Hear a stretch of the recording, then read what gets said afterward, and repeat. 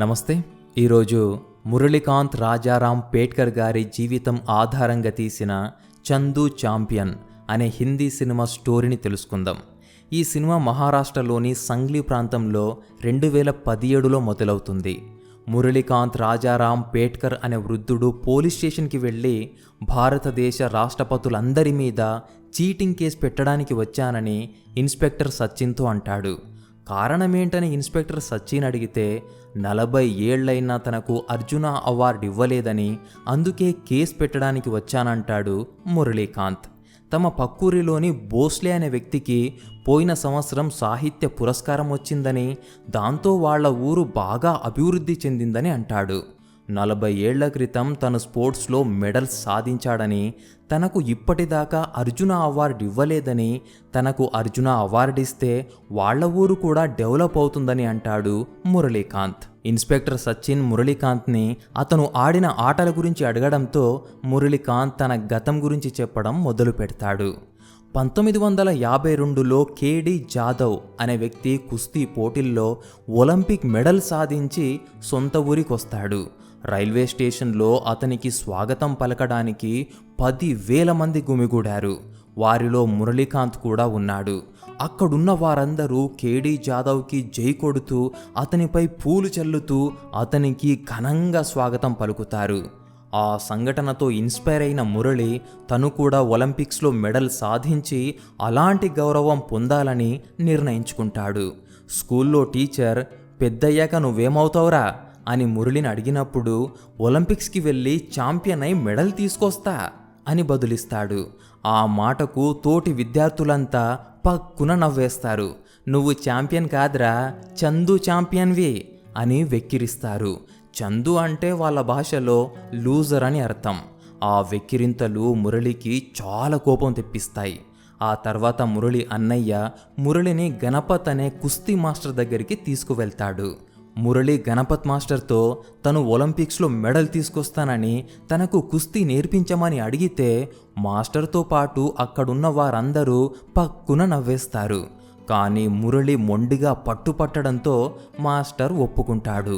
కొన్ని సంవత్సరాల తర్వాత మురళి తన మొదటి కుస్తీ పోటీల్లో పాల్గొనడానికి వెళ్తుంటే తండ్రి అడ్డుపడతాడు.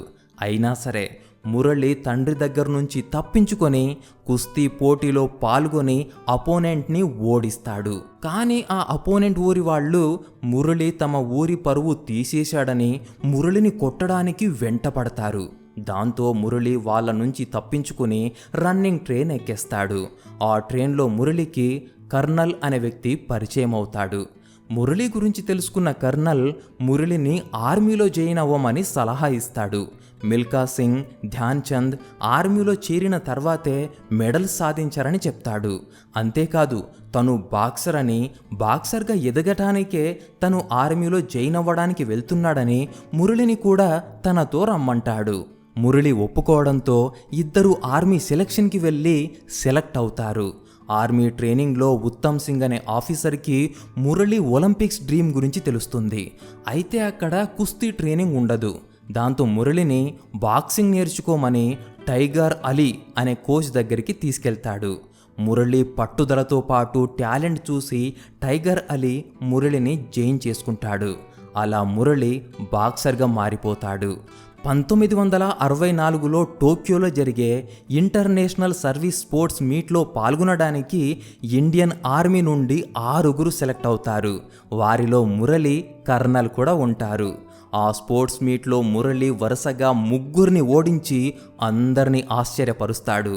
కానీ నయనతార అనే జర్నలిస్టు వల్ల డిస్ట్రాక్ట్ అయి ఫైనల్స్లో ఓడిపోతాడు.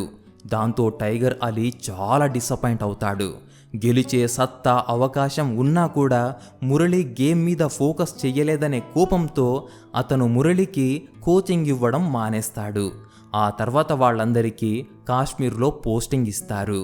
1965లో ఇండో పాకిస్తాన్ వార్ జరుగుతున్న సమయంలో ఏషియన్ గేమ్స్కి సెలెక్ట్ అయినట్టు మురళికి లెటర్ వస్తుంది. మురళి ఎంతో సంతోషపడుతూ ఆ లెటర్ టైగర్ అలీకి చూపించి ఏషియన్ గేమ్స్లో గెలిస్తే తనకు ఒలింపిక్స్కి వెళ్ళే అవకాశం దొరుకుతుందని, తనకు ట్రైనింగ్ ఇవ్వమని రిక్వెస్ట్ చేస్తాడు. కానీ టైగర్ అలీ ఒప్పుకోడు. ఆ సమయంలోనే వాళ్లపై శత్రువులు దాడి చేస్తారు. ఆ కాల్పుల్లో కర్నల్ చనిపోతాడు. మురళి, టైగర్ అలీ తీవ్రంగా గాయపడతారు. మురళి బాడీలో 9 బుల్లెట్లు దిగుంటాయి. డాక్టర్లు 8 బుల్లెట్లు తీసేస్తారు.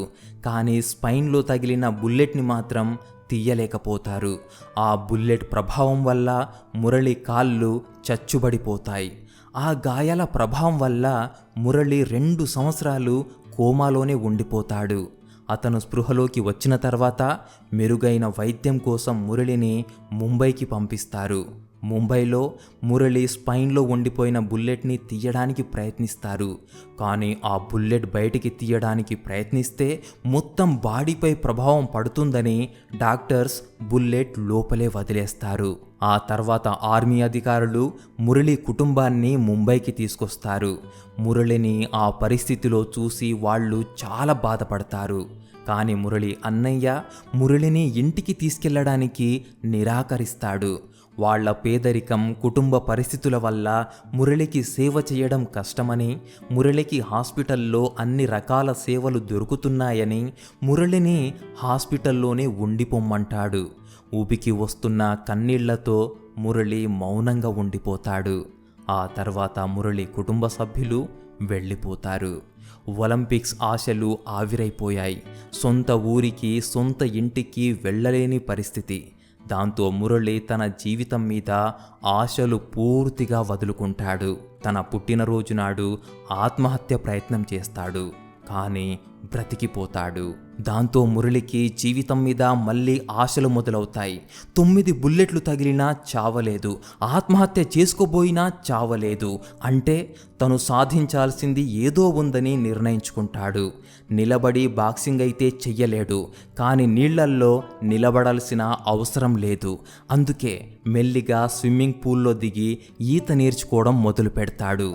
ఆ సమయంలోనే టైగర్ అలీ మురళిని వెతుక్కుంటూ వస్తాడు. అతను మురళికి పారా ఒలింపిక్స్ గురించి చెప్పి మురళి కష్టపడి సాధన చేస్తే ఇప్పుడు కూడా ఒలింపిక్స్కి వెళ్ళొచ్చని చెప్తాడు. మురళి ఒప్పుకోవడంతో టైగర్ అలీ అతనికి ట్రైనింగ్ స్టార్ట్ చేస్తాడు. కానీ బాక్సింగ్లో కాదు, స్విమ్మింగ్లో. మురళి క్రమం తప్పకుండా కష్టపడి ప్రాక్టీస్ చేస్తూ 1972 పారా ఒలింపిక్స్కి క్వాలిఫై అవుతాడు. అలా మురళి 1972 పారా ఒలింపిక్స్కి వెళ్ళి 50 మీటర్స్ ఫ్రీ స్టైల్ స్విమ్మింగ్లో ఒక్కో రౌండ్ క్లియర్ చేస్తూ ఫైనల్ రౌండ్ని 37.33 సెకండ్లలో పూర్తి చేసి గోల్డ్ మెడల్ సాధించడమే కాకుండా కొత్త ప్రపంచ రికార్డు సృష్టిస్తాడు. ఆ గోల్డ్ మెడల్తో సంతోషంగా సొంత ఊరికి వెళ్తాడు. అప్పుడు ఊరంతా మురళికి ఘనస్వాగతం పలుకుతారు. ఇది మురళి కథ. ఇన్స్పెక్టర్ సచిన్ మురళి చెప్పింది విని కోర్టులో పనుందని వెళ్ళిపోతాడు.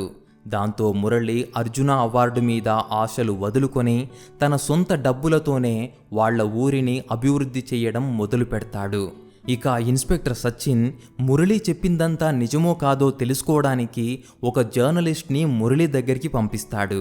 కానీ మురళి తనకు అర్జున అవార్డు అవసరం లేదని జర్నలిస్ట్తో మాట్లాడడానికి నిరాకరిస్తాడు. అయితే ఆ జర్నలిస్ట్ మురళి గురించి కొన్ని వివరాలు సేకరించి తన సీనియర్కి మురళి గురించి చెప్తాడు. ఆమెకు మురళి జీవితం మీద ఆసక్తి కలుగుతుంది. దాంతో తన స్నేహితుడైన ఒక ఆర్మీ ఆఫీసర్కి ఫోన్ చేసి మురళి డీటెయిల్స్ కావాలని అడుగుతుంది.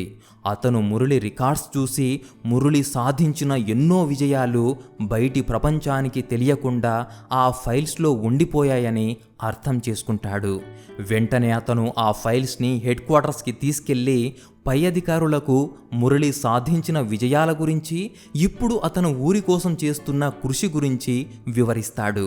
మురళి వివరాలు ఆ పై అధికారుల నుండి ఏకంగా భారత రాష్ట్రపతి దగ్గరికి వెళ్తాయి. భారత రాష్ట్రపతి మురళికి అర్జున అవార్డు కాకుండా అంతకన్నా ఉన్నతమైన పద్మశ్రీ పురస్కారాన్ని ఇవ్వాలని నిర్ణయిస్తారు. అలా 2018లో మురళీకాంత్ రాజారాం పేట్కర్ భారత రాష్ట్రపతి చేతుల మీదుగా పద్మశ్రీ పురస్కారాన్ని అందుకున్నారు. ఆ పురస్కారంతో ఆయన సొంత ఊరికి వెళ్ళగానే ఊరంతా కలిసి అతనికి జై కొడుతూ నీరాజనం పడుతుంది. ఒలింపిక్ మెడల్ సాధించాలని మురళీకాంత్ రాజారాం పేట్కర్ పసి వయస్సులోనే కలగన్నాడు.